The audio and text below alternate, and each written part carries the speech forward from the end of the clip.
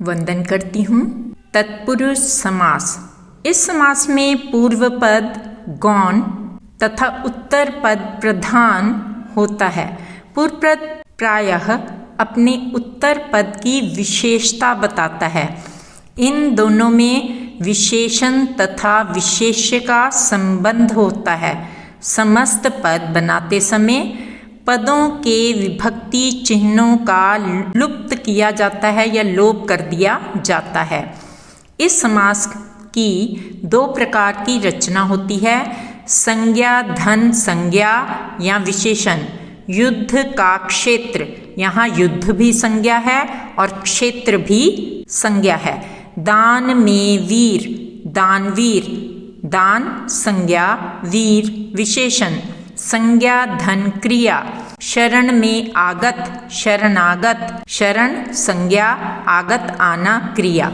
स्वर्ग को गमन, स्वर्ग संज्ञा, गमन क्रिया, स्वर्ग गमन। कारक की दृष्टि से तत्पुरुष समास के निम्नलिखित 6 भेद होते हैं।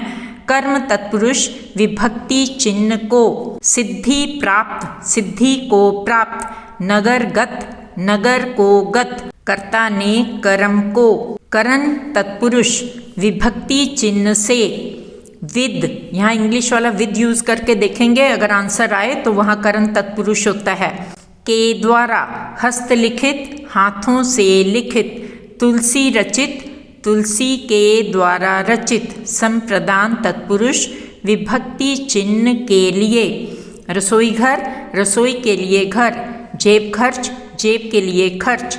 अपादान तत्पुरुष विभक्ति चिन्ह से, यहाँ पर अलग होने का भाव लज्जा, घृणा, डर, तुलना यानी कि सेपरेशन का भाव होता है, वहाँ अपादान कारक होता है। पथ भ्रष्ट, पथ से भ्रष्ट यानी रास्ते से सेपरेटेड, दूर हो चुका।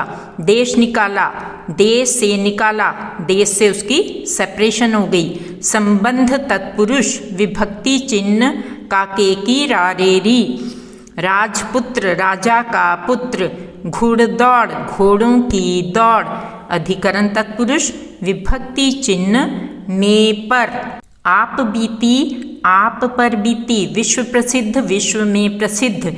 यद्यपि तत्पुरुष समास के अधिकांश विग्रहों में कोई विभक्ति चिन्ह अवश्य आता है, परंतु तत्पुरुष समास के कुछ उदाहरण ऐसे भी हैं जिनके विग्रहों में विभक्ति चिन्ह का प्रयोग नहीं किया जाता।